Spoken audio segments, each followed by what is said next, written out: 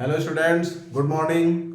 मैं अभिषेक आप सभी का अपने परिवार हैप्पी मैथ स्टडी में हार्दिक स्वागत करता हूं। स्टूडेंट्स ध्यान दीजिएगा, क्लास 10th वाले आप लोगों को हम पिछली क्लास में प्रश्नावली 1.3 ध्यान दीजिएगा, प्रश्नावली 1.3 पढ़ा रहे थे। 1.3 हम लोग क्वेश्चन नंबर 8 तक हल किए थे। क्वेश्चन नंबर 8 तक आप लोगों को हम बताए थे। आज हम शुरू करेंगे लघु उत्तरीय प्रश्न। आप लोग ध्यान दीजिएगा, हम शुरू करते हैं लघु उत्तरीय प्रश्न। हम शुरू करते हैं स्टूडेंट्स लघु उत्तरीय प्रश्न। चलिए देखिए, क्वेश्चन नंबर 9 से शुरू करते हैं।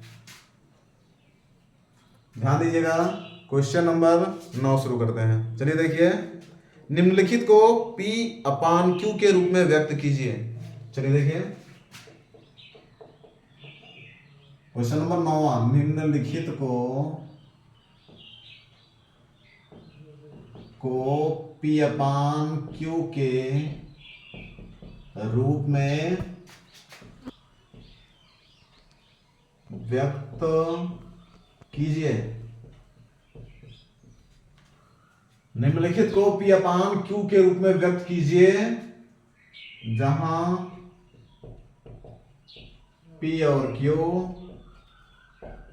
एक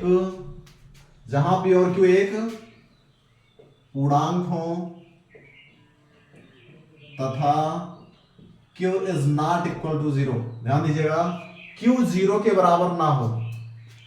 चलिए देखिए, हमारा परिमेय संख्या आप लोग जानते ही हैं, Q कभी भी 0 के बराबर नहीं हो सकता है। ध्यान दीजिएगा, Q कभी भी 0 के बराबर नहीं हो सकता है। चलिए देखिए, क्वेश्चन नंबर हम लिखते हैं पहला, 9 में फर्स्ट क्वेश्चन 0.6 पे बार लगा है। ध्यान दीजिएगा स्टूडेंट्स, आप लोगों को हम बताए थे जितनी संख्या में बार लगा रहता है, जितनी संख्या पर बार लगा रहता है उतना हम नीचे हर में 9 लिखते हैं, यानी 9। ये हमारा हल हो जाएगा। 0.6 लिखा है, ऊपर बार लगा है, यानी 6/9। बस हो गया हमारा। P/Q के रूप में व्यक्त करना है, यानी हमारा हो गया 6/9। इसको 3 से काट दिया जाए, 3 दूनी 6, 3 3 9, 2/3। इसके बाद में क्वेश्चन नंबर सेकंड लिखते हैं। चलिए देखिए, क्वेश्चन नंबर सेकंड दिया गया है 0.47। 0.47 ध्यान दीजिए, केवल 7 पे बार लगा है। स्टूडेंट्स ये क्वेश्चन आप लोग समझने का प्रयास कीजिएगा, इस टाइप का आप लोग का पहला क्वेश्चन है। 0.47 सिर्फ 7 के ऊपर बार लगा है, बस केवल और केवल 7 के ऊपर बार लगा है बस। चलिए देखिए, ध्यान दीजिएगा, इसको आप लोग समझने का पूरा प्रयास कीजिएगा। दशमलव के बाद में हमारे पास 2 संख्याएं हैं, सिर्फ एक संख्या पे बार लगा है। ध्यान दीजिएगा, सबसे पहले इसको हम लोग लिख लेंगे 47। ध्यान दीजिए, लिख लिए। अब देखिए, इसमें 4 के ऊपर बार नहीं लगा है, तो 4 को इसमें से घटा दिया जाए। ध्यान दीजिएगा, पहले दोनों को लिख लेंगे। इस टाइप का कोई सवाल रहेगा तो ध्यान दीजिए, पहले सबको लिख लेंगे, 2 संख्या रहे, 3 संख्या रहे, 4 संख्या रहे, लिख लेंगे। लिखने के बाद में जिस संख्या पे बार नहीं लगा रहेगा, जितनी संख्याओं पे, उसको हम घटा देंगे। 4 के ऊपर बार नहीं लगा है, 4 घटा दिया जाए अपान। अब देखिए, जिस पे बार लगा रहता है उसका हम 9 लिखते हैं, और जिस पे बार नहीं लगा रहेगा उसका 0 लिखेंगे। बस ध्यान दीजिएगा, पूरा लिख लिया जाए। फिर जिस पे बार ना लगा हो उसको घटा दिया जाए अपान। जिस पे बार लगा है उसका 9 होता है, और जिस पे बार नहीं होता है उसका 0 होता है। बस हल हो गया हमारा।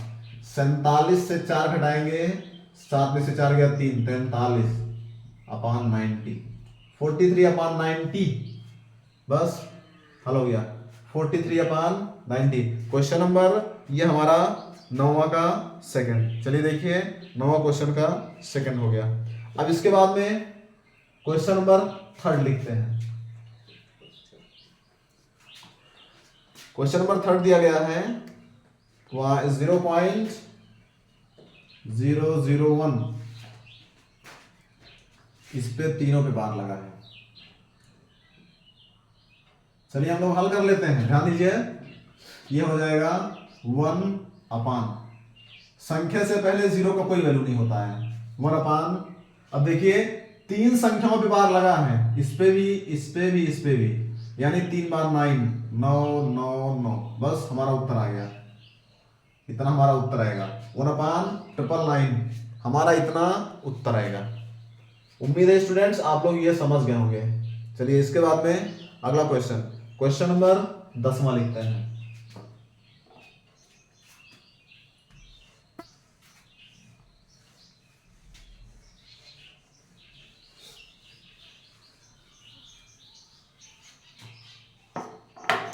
क्वेश्चन नंबर 10वां,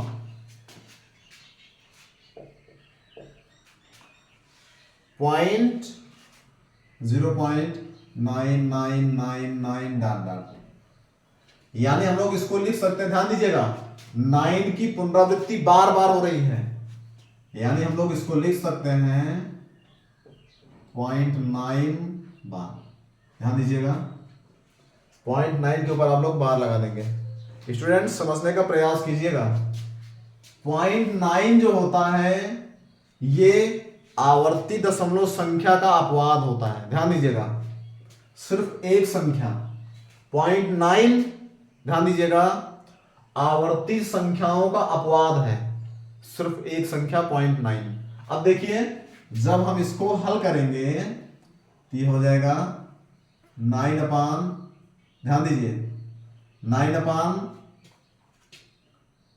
जिसपे बार लगा रहता है उसका हम लोग 9 लिखते हैं, 9/9 यानी 1, 9/9 इक्वल टू 1 होता है। देखिए हमारा 1 आ गया। समझने का आप लोग प्रयास कीजिएगा पूरा। 9/9 इक्वल टू हमारा कितना हो जाएगा, 1 हो जाएगा। अब देखिए 9 से 9 को भाग देने पे 1 बच रहा है इसमें, लेकिन यहां देखिए क्या लिखा है 999.999। ध्यान दीजिएगा ये हमारा सिर्फ और सिर्फ एक संख्या 0.9 जो होती है वो आवर्ती दशमलव संख्याओं के रूल को फॉलो नहीं करती है। ध्यान दीजिएगा सिर्फ एक संख्या ऐसी है 0.9, ये आवर्ती दशमलव संख्याओं के रूल को फॉलो नहीं करती है, ये हमारा अपवाद है, याद रखिएगा आप लोग। 0.9 आवर्ती संख्याओं का अपवाद है, यानी कि हमारा उत्तर आ जाएगा इसका 1, 0.9/9 हो जाएगा यानी 1। चलिए देखिए इसको हम लोगों को क्या लिखना था, क्वेश्चन पूरा कर देते हैं। P/Q में लिखना था, को P/Q के रूप में लिखो। इसमें दिया गया क्वेश्चन में P/Q के रूप में व्यक्त कीजिए। क्या आप उत्तर से आश्चर्यचकित हैं? क्या आप उत्तर से आश्चर्यचकित हैं? अपने अध्यापक और कक्षा के सहयोगियों के साथ उत्तर की सार्थकता पर चर्चा कीजिए। ध्यान दीजिएगा, क्या आप इससे आश्चर्यचकित हैं? हाँ आश्चर्यचकित हैं। ध्यान दीजिएगा ये आवर्ती दशमलव संख्या का अपवाद है, ये आवर्ती संख्याओं का रूल फॉलो नहीं करता है, सिर्फ एक, यही 0.9। चलिए उम्मीद है आप लोग ये सवाल समझ गए होंगे। इसके बाद में अगला क्वेश्चन लिखते हैं। 10वां पूरा हो गया हमारा।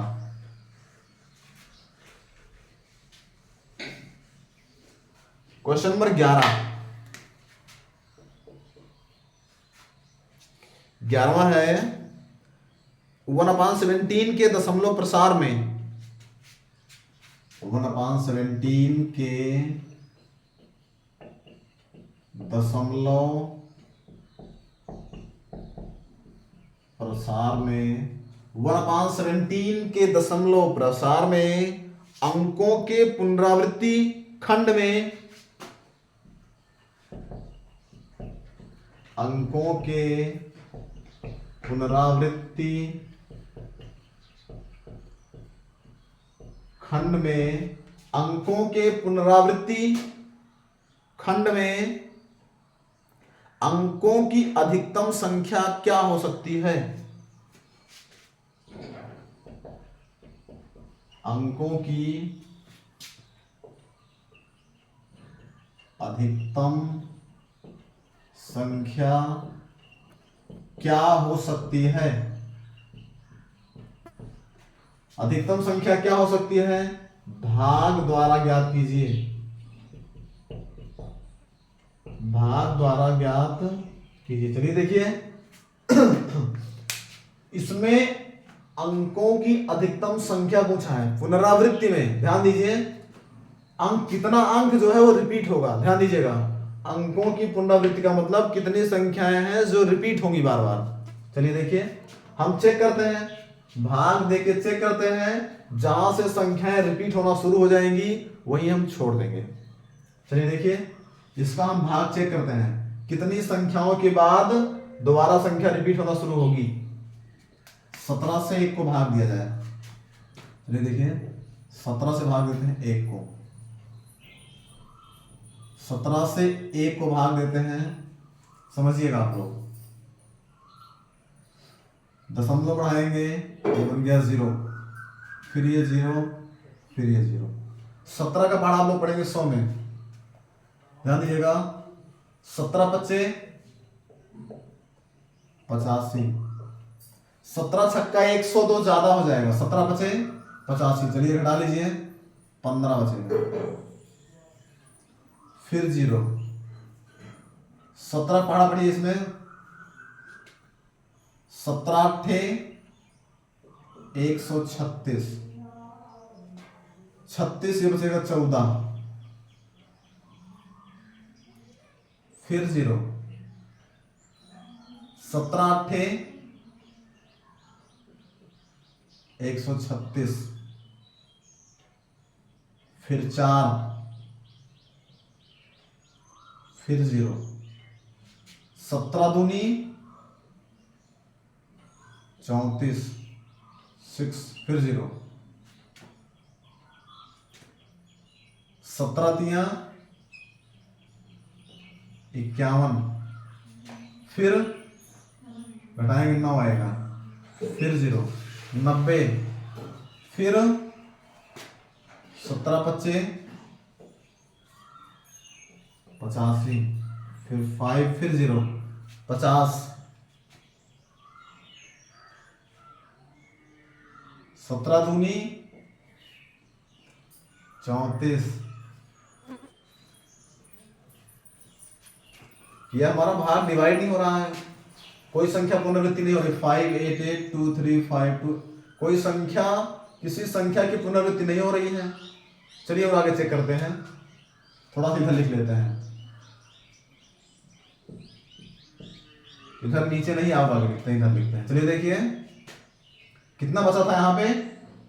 16 बचा था, ये हो जाएगा 160। 16 बचा था, हम शून्य बढ़ा लिए, फिर कितनी बार जाएगा? 17 अट्ठे 136, 17 9 153, 9 बार जाएगा, 153 हो जाएगा।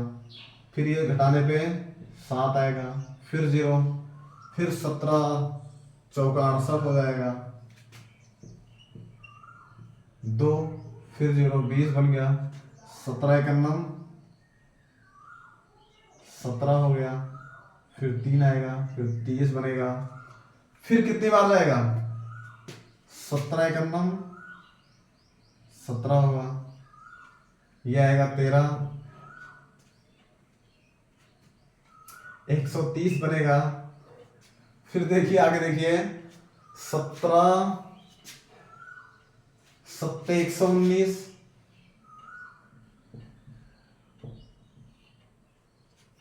फिर कितना आएगा यहाँ पे? 11 आएगा, फिर 110, फिर कितनी बार? 17 छक्का 102, 8, फिर 0 बन गया,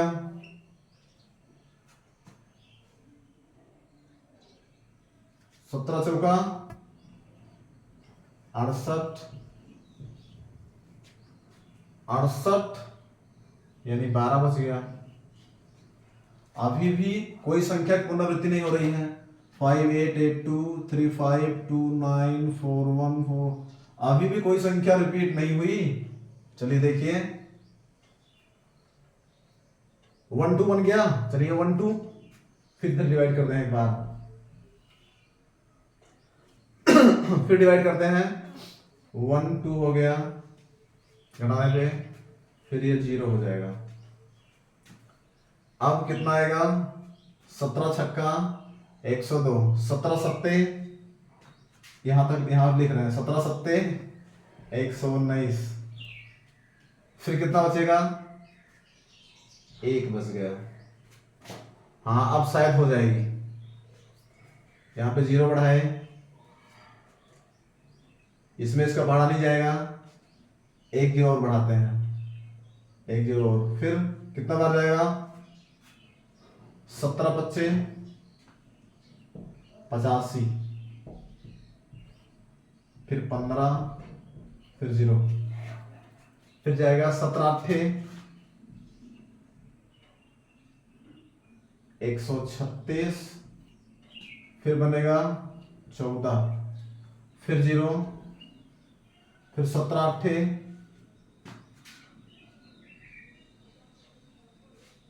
136, फिर 4, ये बन गया 40, 17 दूनी 34, फिर 6 बन गया 60, 17 दिया 51। देखिए स्टूडेंट्स ध्यान दीजिएगा, हमारा पुनरावृत्ति होना शुरू हो गया। देखिए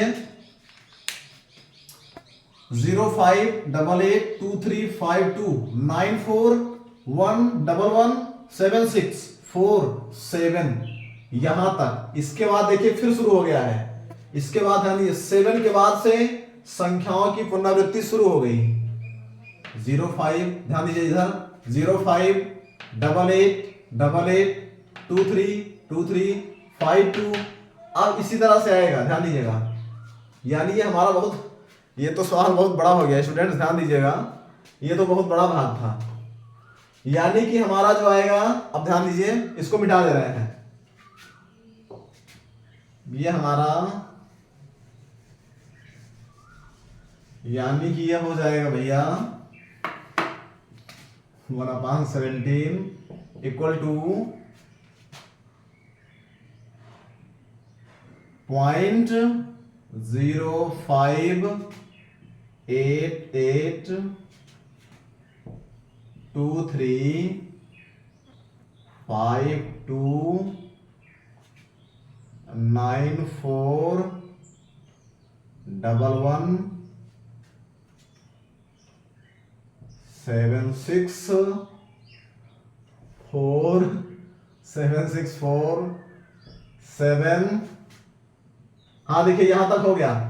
7 के बाद से ध्यान दीजिएगा, 7 के बाद से संख्याओं की पुनरावृत्ति शुरू हो गई। 0588 0588 23 23, यानी कि हम इसके पूरे के ऊपर क्या लगा देंगे, ये हो जाएगा हमारा इतना, यानी हो जाएगा 0.0588 23 52 94 11 7647, इसके ऊपर बार लगा देंगे।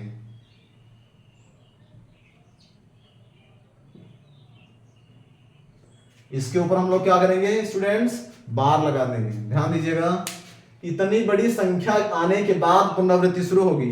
हमारे क्वेश्चन में क्या बोला था, अधिकतम संख्या क्या हो सकती है, खंड में अंकों की अधिकतम संख्या क्या हो सकती है। कितने अंक दिए गए हैं, 1 2 3 4 5 6 7 8 9 10 11 12 13 14 15 16, अधिकतम अंकों की संख्या 16।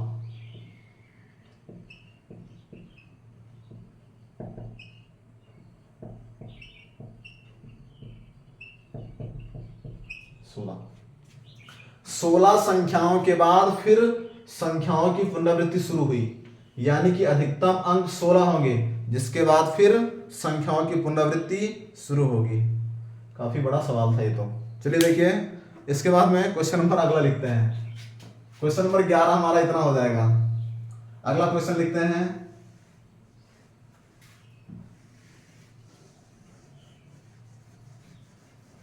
क्वेश्चन नंबर हम लोग लिखते हैं 12। P अपान Q के रूप में,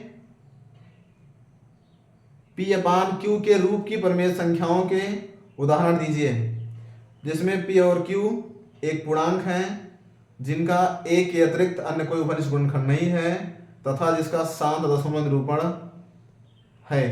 क्या आप अनुमान लगा सकते हैं कि Q को कौन सा गुण अवश्य संतुष्ट करना चाहिए? देखिए स्टूडेंट्स, क्वेश्चन काफी बड़ा है, हम क्वेश्चन पढ़ दे रहे हैं, आप लोग समझ लीजिए, हम आप लोगों को बता रहे हैं क्या पूछ रहा है। चलिए देखिए, P अपान Q के रूप की परिमेय संख्याओं के उदाहरण दीजिए जहां P और Q पूर्णांक हैं जिनका एक के अतिरिक्त अन्य कोई उभयनिष्ठ गुणनखंड नहीं है तथा जिसका शांत दशमलव निरूपण होगा। क्या आप यह अनुमान लगा सकते हैं कि Q को कौन सा गुण अवश्य संतुष्ट करना चाहिए? ध्यान दीजिए, इसमें पूछा क्या है हम आप लोगों को बता रहे हैं। इसमें पूछा है, ध्यान दीजिए, इस क्वेश्चन में क्या पूछा है आप लोग ध्यान दीजिएगा। इसका पूछने का मतलब है कि कोई परिमेय संख्या है जिसको हम P अपान Q लिख सकते हैं। P एक पूर्णांक होना चाहिए, Q भी एक पूर्णांक होना चाहिए। ध्यान दीजिएगा, ये दोनों संख्याएं अभाज्य होनी चाहिए। चलिए ठीक है, लिख देते हैं, ध्यान दीजिएगा। और ये ध्यान दीजिएगा, अभाज्य का मतलब होता है कि स्वयं और एक के अलावा उसका कोई भी अभाज्य गुणनखंड नहीं होगा। यानी अभाज्य संख्याएं जो होती हैं वो सिर्फ या तो एक से कटती हैं या तो स्वयं से कटती हैं, इसके अलावा किसी संख्या से कटती नहीं है। यही उसमें लिखा है सवाल में। फिर क्या दिया गया है, Q को ऐसा कौन सा गुण व्यक्त करना चाहिए जिससे ये हमारा शांत, ध्यान दीजिएगा, Q को ऐसा कौन सा गुण व्यक्त करना चाहिए जिससे इसका शांत दशमलव निरूपण किया जा सके। स्टूडेंट्स ध्यान दीजिएगा, यानी Q के अंदर ऐसी कौन सी क्वालिटी होनी चाहिए कि ऊपर चाहे जो संख्या लिखी रहे, स्टूडेंट समझने का प्रयास कीजिएगा, ऊपर की संख्या चाहे जो लिखी रहे, चाहे 7 लिखे, चाहे 11 लिखे, चाहे 13 लिखे, चाहे 17 लिखे, कुछ भी लिख दें, कोई भी अभाज्य संख्या हम लिख दें ऊपर, फिर भी Q के अंदर ऐसा कौन सा गुण होना चाहिए, ऐसी कौन सी क्वालिटी होनी चाहिए ताकि हमेशा शांत ही बने। ध्यान दीजिएगा, आप लोग समझ लीजिए, आप लोग से बताए थे जब नीचे वाले में यानी हर में 2 और 5 मौजूद होता है, यानी 2 गुणे 5, ध्यान दीजिएगा, गुणे में मौजूद होता है तो वो संख्या हमेशा शांत होती है। ध्यान दीजिए, 2 गुणे 5 का मतलब होता है 2 पंचे 10। अगर नीचे मान लीजिए लिख दिया जाए, ध्यान दीजिए, नीचे लिख दिया जाए 200। अब देखिए 200 के अभाज्य गुणनखंड में 2 और 5 शामिल है कि नहीं है? 2 से करते हैं 100 हो गया, 2 से करते हैं 50 हो गया, फिर 2 से करते हैं 25 हो गया, फिर 5 से 5 50 25, 5 से 1। ध्यान दीजिए, देखिए 200 के अभाज्य गुणनखंड में 2 भी शामिल है, 5 भी शामिल है। जिस संख्या के अभाज्य गुणनखंड में 2 और 5 शामिल होगा, यानी अगर नीचे जो संख्या लिखी है उसमें 2 और 5 गुणे में मिल गया तो 100% आप लोग जान लीजिए, ऊपर चाहे जो लिखा रहे, अंश चाहे जो लिखा जाए, वो संख्या हमेशा ही शांत दशमलव में निरूपित की जा सकती है। यानी कि Q को ऐसी कौन सी क्वालिटी व्यक्त करनी चाहिए बताएं? इसका उत्तर हो जाएगा अंश चाहे जो संख्या लिख दिया जाए, चाहे भाज्य या अभाज्य, चाहे जो अभाज्य संख्या लिख दिया जाए, लेकिन हर में अगर 2 और 5 का अभाज्य, ध्यान दीजिएगा, हर जो है मान लीजिए हर लिख दिया जाए 50, तब भी ये शांत हो जाएगा, ऊपर चाहे जो लिखा रहे, चाहे 500 लिख दिया जाए, 500 में भी 2 और 5 मौजूद होता है गुणे में, तब भी ये अपने आप डिवाइड हो जाएगा, ये शांत दशमलव बन जाएगा। कहने का मतलब आप लोग जो उत्तर लिखेंगे इसका, आप लोग लिखेंगे Q के अभाज्य गुणनखंड में 2 और 5 की, ध्यान दीजिएगा, Q के अभाज्य गुणनखंड में 2 और 5 की घातों का मौजूद होना चाहिए। जो हमसे पूछा था वो पूछा था Q के अंदर कौन सी क्वालिटी होनी चाहिए। Q में जो Q का मान रहेगा उसमें 2 और 5 का प्रेजेंट होना जरूरी होता है, तभी हमारी संख्या शांत होती है। यानी कि Q के अभाज्य गुणनखंड में 2 और 5 की घातों का मौजूद होना जरूरी होगा, तभी हमारी संख्या हमेशा शांत होगी। ऊपर अंश में चाहे जो संख्या लिखी रहेगी, लेकिन अगर हर में 2 और 5 मौजूद रहेगा गुणे में, तो 100% वो संख्या हमेशा शांत रहेगी, चाहे जितनी बड़ी संख्या रहे। चलिए देखिए स्टूडेंट्स, आप लोग इस क्वेश्चन का मतलब समझ गए होंगे। चलिए इसके बाद में हम फिर बताएंगे आप लोगों को अगली क्लास में। इसके बाद में हमारे पास 4 क्वेश्चन बचा है, 1.3 का 4 क्वेश्चन बचा है, 13, 14, 15, 16। फिर आप लोगों को हम बताएंगे अगली क्लास में। तब तक के लिए स्टूडेंट्स आप लोग ध्यान दीजिएगा, वीडियो को लाइक कीजिएगा, शेयर कीजिएगा और हमारे चैनल को सब्सक्राइब जरूर कीजिएगा। आप लोग खुश रहिए, मस्त रहिए, मिलेंगे अगले क्लास में। जय हिंद।